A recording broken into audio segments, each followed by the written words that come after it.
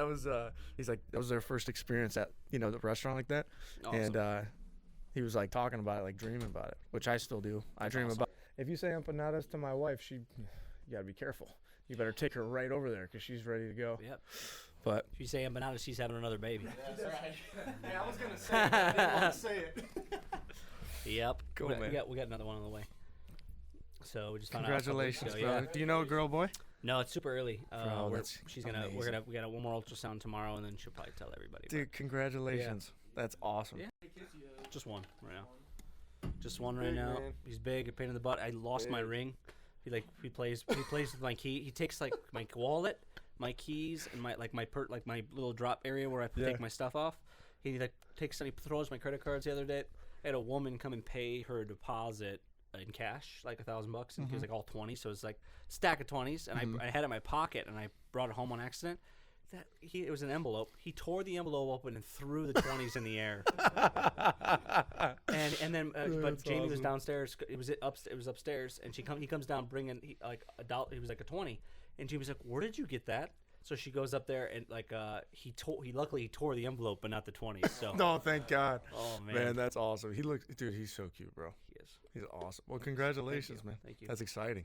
How's walking treating you? So fun. So far, dude. It's been awesome. Yeah, I'm loving right now. It's fun. It gets better. It gets better. Every time we talk, but it gets harder and harder. You have kids? His son's. Well, I have it. Yeah, mine's 2.5. So. Yeah, man. Nothing. Not at all. You never know. Not even kind of. No. Dude, thanks for coming. Everyone, welcome to the Nickla Group Podcast, episode 3. We are here with our first special guest. I'll watch that table there. Chris Pappas, the owner of Provecho, Ramen District, The Grand. You've got a lot of stuff going on, man. Thanks for coming in. Thank you. Thanks for having me. Appreciate it. No, seriously, man. This is a lot of fun. I'm grateful to be not just be able to enjoy what you've done as a business owner, but grateful to be a friend of yours, man. So thanks for stopping in. No problem. So part of what we're doing, as obviously we're just getting started with this show, is we want to bring in cool people from the region doing awesome things that are making it a better place. And man, you've got a lot going on at such a young age, which is very, very enjoyable to see and very admirable. So thanks for everything you're doing, because you're bringing something different to the area in multiple different facets. Like I was just telling Yadi this morning, first time I ever had ramen was in LA, and I didn't even know. You think ramen noodles, right? Like the packages. And then I went with a friend out there, had ramen for the first time. I was like, oh, this is different. And so something like that right here, Provecho is clearly on a different level than what we're used to, and now with the Grand. So yeah, man, just kind of want to get your story, talk about why you're doing all this, what your vision is. How did you? Well, before we even go into that, like, what is your story? Who's Chris Pappas? That's a very complicated question. Oh yeah, we got 20, 30 minutes, so that ain't gonna do it. No.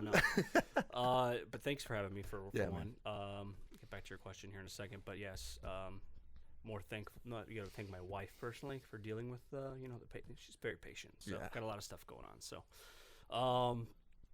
So very complicated. I was born in the business. I mean, my father's been in the restaurant business it'll be 52 or 53 years this year. So he's just about to turn 80 this year. So he's been doing it pretty much all his life, 7 days a week. I grew up as a kid. Daycare was in the restaurant. Picked me up from school. We have to go back to work. So I hung out in the back room at 12 Islands playing with toys, crayons, whatever. Just surrounded by that sort of lifestyle.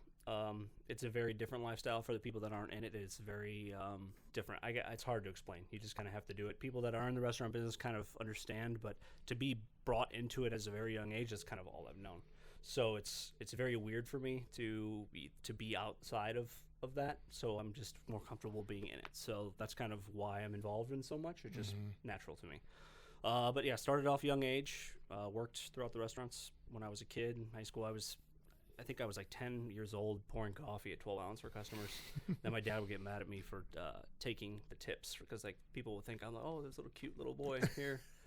Here's a few bucks, and then he'd get mad at me because I wasn't supposed to take tips. He says so. I remember that. That's where the initial investment from Provecho came. Just piggy bank. And yeah, I don't know about made that. a dent in it. No. I don't even know what happened to him. I think he took it from me. So I should ask him for that back. So yeah, just grew up high school. I didn't really want to be in the business. I grew up with my dad not being there because he was at work all the time. Just how it goes. I find myself doing that often now. I've told myself I was never going to be that kind of guy, but duty calls pretty often. You know, you've got to make sure people are taken care of, and you know, I have to work just as much as my employees do. Otherwise, you know, they're not going to be, you know, sticking it out with me. So I find myself trying to fight that balance now. But when I grew up, you know, that's something I didn't really want to have. And as I graduated high school, it's kind of one of those things where I'm like, yeah, I'm probably going to do this for the rest of my life. I really enjoy people, like creating different experience.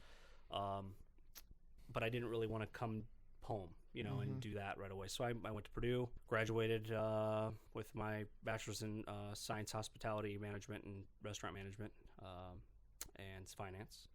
A little my minor in finance or whatever. And, after that, you know, my dad was like, oh, you're going to come home, you know, take over the restaurants. And I was not ready for that. I was 21, 22 at that time. You know, you're not ready to take over a business of 30, 40 people and who am I? You know, I don't have, you know, they're going to look at me that way. So it's like, well, first of all, I need to learn. I wanted to learn more about the kitchen.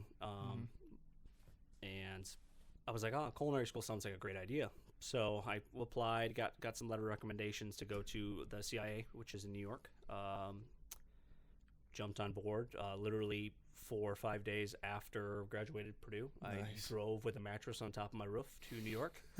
Lucky at the time, one of my good friends that was in the program at Purdue with me decided that was his vision too. So him and I actually didn't have to find a roommate, nothing in New York. So him and I just roomed together, started the same class at CIA, and went at it. About halfway through, you know, I immersed myself in cooking. I really do enjoy it. There's just so many aspects of this business between customer service, front of house, planning, the development, the idea creation, the research and development end of it.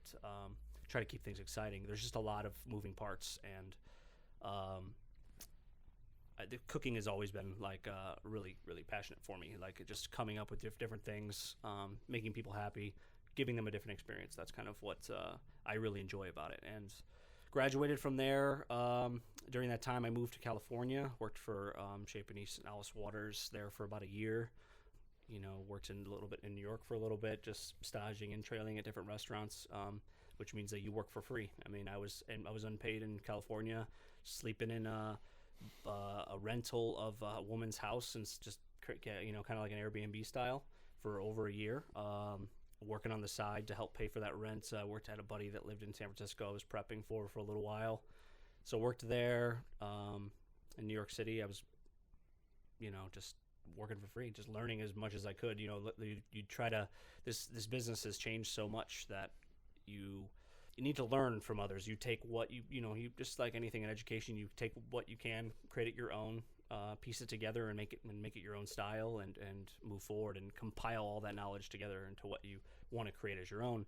And that's just the apprentice style has been, you know, has gone away. You know, used to, when you were a young cook, you used to go to France and work from the bottom up, scrubbing pots and pans and learning how different chefs do things and how they prep things, and then taking little bits and pieces and creating something that is yours. So I just wanted to do that, because you know, there's not a day that you in the kitchen that you shouldn't be learning. You know, learning something new. So, you know, trying different things, and that's was really important to me. So especially me being so young and wanting to learn. So that's what I did, and I did it for a while. My dad's has gotten older, and he ended up getting hurt. He fell into the parking lot during a snowstorm. Just had a hip replacement at that point, so. Couldn't, had some frostbite and stuff like that. And I'm like, yeah, it's time to come home. So I left California, moved home, and took over Pappas restaurant in 2014. How old were you at that point? 24, maybe. Okay. 24. So took over Pappas and 12 Islands? No, just Pappas. My brother has 12 Islands. Gotcha. So we still work with each other, but we operate independently at that point. So. So just kind of try to revamp it. I mean, Pappas and 12 Islands has been in this community for, like I said, 52 years. Pappas 21 years, but Dad started 52 years at 12 Islands. So what we offer hasn't changed. I mean, it's been there. I mean, we're serving a third generation now. I mean, you've got the new kids menu I rolled out has like a cartoon of my dad, which is really funny because the kids that he was serving when he was my age now have kids, so they're coloring the guy that they knew as a kid. It's really awesome. it's pretty funny and kind of nostalgic, and you get like a lot of compliments on that one. That was pretty funny because he's like wearing a toga. It's pretty funny. So it's something that's really hard to change. I mean, you can't, it's really hard to reinvent the wheel, and I didn't really want to, but I wanted to focus on the quality, not the quantity, and try to just provide what we've always done. You know, a good meal under $10, a little bit more elevated than a diner style, but try to consolidate it a little bit and make it come to this point in time remodeled. Yeah, the building now at Pappas is awesome. Thank you. Yeah. And obviously, and the food is awesome too. And I think it's kind of like a sleeper restaurant in the area. Honestly, like even though it's got the history, I think a lot of because there's so many younger families like us who don't really, they know Provecho, right? But they know that that's a night out on a Friday or a Saturday, and like that's Pappas restaurant really is a sleeper restaurant because when you go in there, you're like, man, this is, maybe it's location, maybe it's because it's just on North Main, I don't know, but it is an awesome building. Yeah, I don't know either because and it's awesome. I get that all the time, like, oh, I didn't even know it was there. Exactly. Like, okay, well, I don't know what else to do to change that. It's been there for 21 years, so I guess we'll just let it ride its course at this point and let people find out. So you took over Pappas and that was before Provecho when you did all the renovations there, right? So you kind of revamped that spot. When was it that you had the idea, and how'd you come up with the idea of Provecho? So, I mean, the space, the space was available on the square, and I knew that it needed to be Latin American because there wasn't anything around here that in this part of town, and I just want to do something different. I didn't want to do the typical, Tex-Mex. I didn't want to do the typical Mexican refried beans and rice kind of thing. I wanted to do something different and focus on the experience. I think that it was missing in this area. There's nowhere where you can go walk in, see the kitchen, see the people cooking, because there's a lot of passionate people back there that don't get recognized all the time. And I think that's a really cool piece to like see where your food's coming from, see the people like working very hard to, get those meals out. It's pretty cool to be in that action, a little bit, still elegant, upscale, yet casual, modern. And that's kind of what I wanted to do. We just created this vision, and starting from Provecho. Provecho literally means the time spent around the table, enjoying company of family and friends, and the wellness that it brings to everybody. A lot of the memories are created around the table, and that was the essence of what Provecho is. So that being Latin American, I just focused on trying to, wow, it is snowing. It is really snowing. That came down quick. It looks gorgeous. Sorry. We need to get a shot of that. No, this is candid camera. We just keep on ADHD. rolling. There's no edit. There's no editing here. Severe ADHD. That's how you run all these companies. Squirrel. Yeah. Squirrel. My staff makes fun of me. It's very one thing and then another. So it is a beautiful shot, though. It is. Yeah. So no, we'll have to get a shot of that. Just throw it in there. Take it with your phone. And throw it in there. But it's so anyways, we just want to create this idea. So we knew the building needed a lot of work. So we just went all in and took a chance. It was a little tough in the beginning. People didn't understand what I was trying to do. They were used to that La Carreta. Nothing wrong with it. I go there. I mean, there's nothing wrong with it. But that's what they were expecting. I didn't think it was a really hard understanding to know where Latin America was, but people don't. So we took this opportunity to use that as an education piece too. Be something different, elevate your experience, taking what you originally thought you knew about one type of food item and take it to the next level to make you experience it in a different way. Latin America has a lot of unique ingredients that I think that our people will be afraid to try, and so we try to take something that's very familiar and give them something different at the same time, and that's what we're kind of been all about since the beginning. Just doing something different for this hometown. We grew up here, so it's just fun for me to provide a different experience for the people of this place that you grew up in and give back in that sort of way. Well, that's the thing. All the way. So from the food is again food number one. Like I wouldn't know what a lot of that food was if my wife wasn't Hispanic. Like because I was only introduced to that because of my in-laws. prior to that. But so when I go in there and I look at the menu, you know, before that time, it would have been like a lot of this is different from the food perspective.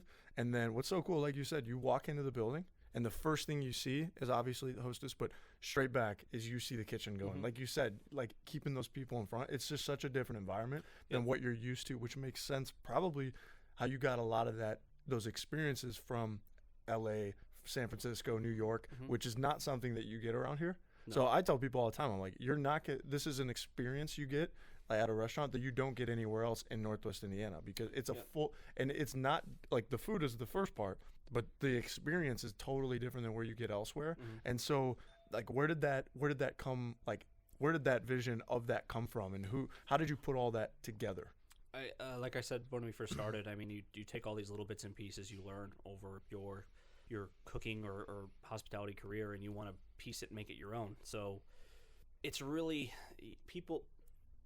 all you got to do is really try. You know, I care about this business. There's a lot of, you know, people that go into the restaurant business that really don't know anything about it, and which is fine. But you just want to provide something different. I mean, at the end of the day, if I'm going to try to open up a restaurant, it's going to be different. It's going to that's what I want to be about. You know, there's no need for run of the mill stuff. We have that already, and that's fine. I go out to eat to those places myself. It's not something that I wanted to bring to the table. You want to create that experience of like, wow, this is different. Yeah. And that's what and piecing all the stuff that I've learned over time is kind of what Provecho has been about. You know, we want to try to give Northwest Indiana what they're comfortable with, but giving them a unique experience. You know, we want to do that. And you went out to different places, like across the world, right? I mean, you brought people in from different parts of the world for some kind of like some different ideas and different concepts, right? Yeah. So it's just sourcing ingredients, mentors, just trying to learn. I'm obviously not Hispanic at all. I mean, but it's one of my favorite parts of the world too. Yeah. It's so culturally. It's a beautiful culture. It is a beautiful culture, but it's very diverse because of the geography, and that's what I love about it. Is you can go to one part of the country that has totally the same ingredients as the other side, but they use it in a totally different manner because of the geography they live in. So, coconut right. in inland would be used with more proteins, where coconut on the coast would be more used for seafood. So you get a lot of different things because of the geography, and that's what's really cool to me. You same ingredients, different style, because of the way of religion, because of the way that their ancestors made it, because of where they lived. You know, they're bringing little bits and pieces and making it your own, which is what we're doing here. Yeah, that's awesome. So it kind of just made sense. Yeah. I've been very fortunate that it's been perceived very well. It was a little difficult in the beginning. I'm not going to. Oh, for sure. It's just. I heard some people and the things that they would say in the beginning. I'm like, no, man, this is like long term. This is going to be so good for the area. And initially, it was kind of like that. What is this, and how? And you get some of an older school mentality of like change. It's different, but like now, I don't know, man. Anyone asks where to go, it's like you have to try that if you've never been there. Some people still don't understand, and that's fine. I mean, like I said, focus on the quality. Were you working with, Hall Farms, Crown Point? I'm right at this point. Started about 5-6 months ago. We're buying one whole pig a week, and that is absolved or dissolved between ramen and Provecho. We use the entire animal. It's more humane. I would say more humane in the raising aspect, because the farmer or Steve can know that whole animal is going somewhere. He feeds it the right way, and those all have costs. And those costs end up going down to the consumer, but you're getting a better product. So if they're willing, and I was a little bit concerned if the people were going to be perceptive for that, and they are. They want the better product, no doubt, and not always. But they're willing to experience that, and that was what was the difficult challenge. Is people don't understand that. It is pork chop is more expensive, but you're not getting it. It looks like beef. It has red color. It doesn't look gray and white that you get at the store. It's different. It's raised different. It's fed better, and when you treat the animal better and go out of your way to find that feed, it's more expensive. So, but that's in everything that we do. I try to find those working with those right people that are doing it the right way and returning that business to you, and like providing those providing those opportunities to work together and put that product out there, because I know that they believe in their product just like I do. I'd rather work with those people. That's and provide awesome. that on the plate. So That's awesome. that's in everything that we do. Yeah, and that sees like, anyone who's gone to your restaurant sees that. Question for you: How did you? Because we talked a little bit about this when it was in the midst of it. How was this process, and how did you handle during running a restaurant, multiple during the pandemic? Ooh. And how did you push through and make it work, man? Let's just say this: I never want to do that again. It was a very stressful time. I mean, you have at that point. I mean, during the pandemic, I didn't have ramen or Grand operating yet, but it was on the work board per se. So that kind of threw us for a loop. Having close to a little bit over 100 employees that are relying on a job based off customers coming inside of your establishment when customers weren't even allowed to come in was tough. You know, you don't want to get rid of those employees. You don't want to lay them off. And that was what kept me up at night, is like, how do I keep this family together without because they rely on me just as much as I rely on them. You know, I want to make sure that they have families too. They have obligations, they have bills. Nobody knew what was going on, and it was a very scary time. You know, trying to adapt has been the way out. You know, you can't stay constant. You have to keep innovating different things that you think that would sell to keep these people busy, keep them with an income. You know, the family packages, the grocery store, the delivery, the carry-out cocktails. It was awesome. Yeah. I remember coming in there and seeing the setup you had when we walked in, and like just being able to order online and walk right, like everything, like all the adjustments you guys made was awesome to see. But it didn't come easy. There was often times where, you know, we all sat down, me, Nick, Jarrett, my brother, all the kitchen staff were like, what can we do to be Provecho, but do it to where it's appealing for the consumer to go at home, easy for COVID.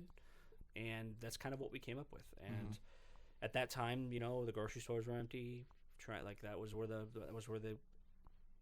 grocery store idea came to be. We had access to stuff that people didn't, and it just kind of fell into place. I was really lucky. I mean, we had 2 bad weeks. I would say 2 very, very. That's kind of why I'm bald now. It's from that experience. Those 2 2 weeks. bad weeks where you're just, you know, I'm calling the bank. Like, what do we do? Yeah. You're not getting your mortgage payment. They didn't know. Nobody knew. Nobody knew answers. So you kind of have to pray and jump, and hopefully it catches, and it worked. Very fortunate for that. Everywhere, the support was there. The support was there for Pappas. The support was there from Provecho. I mean, we made it through. Very fortunate for that. That's awesome. Yeah, Man. this community really helped out.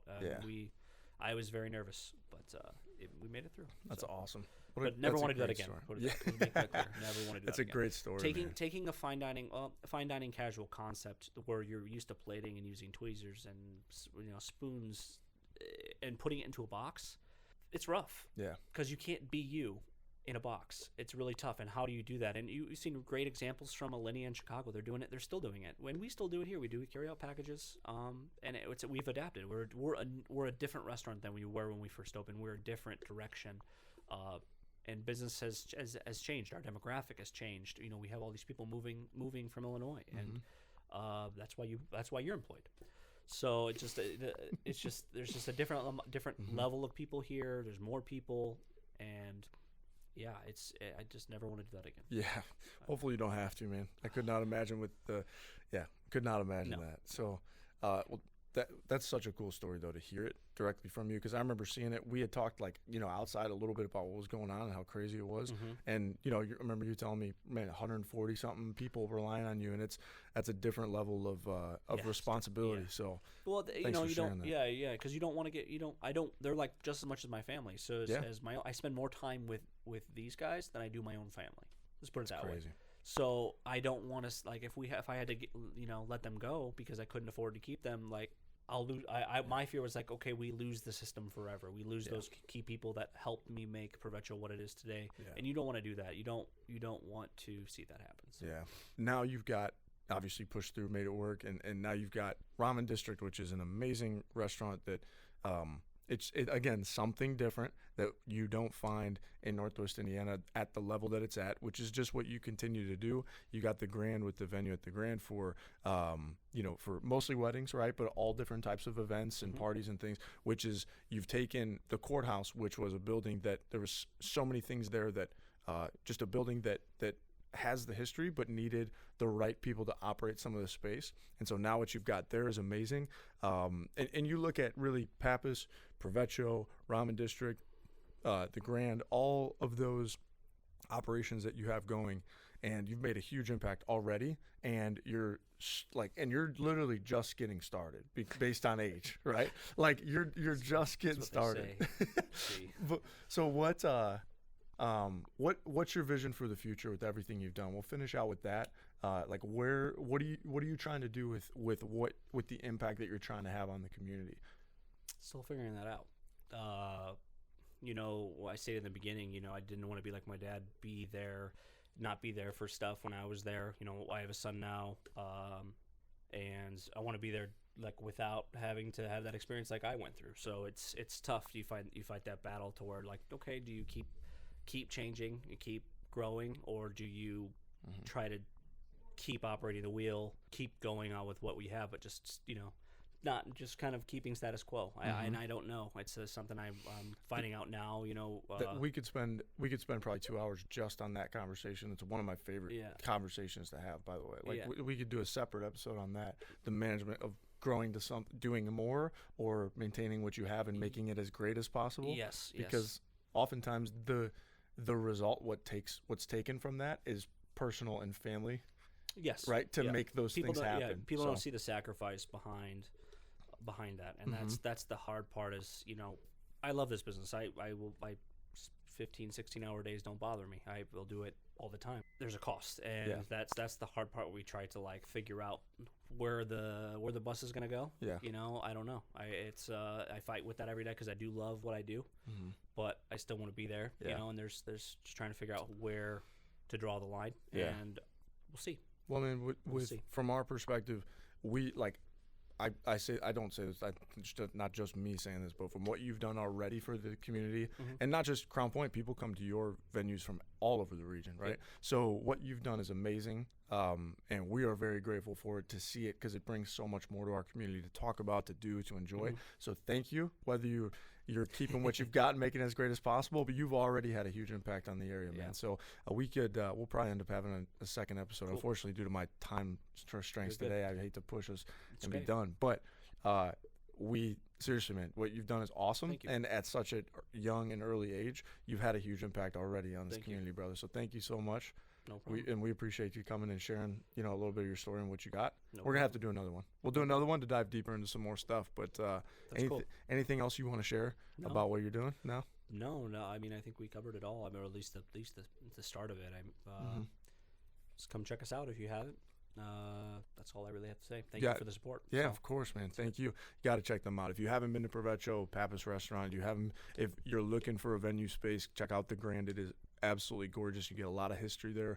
And then also Ramen District, something different. But Chris Pappas, thank you, brother. Thank you, sir. Appreciate your time, man. Thank you guys for watching.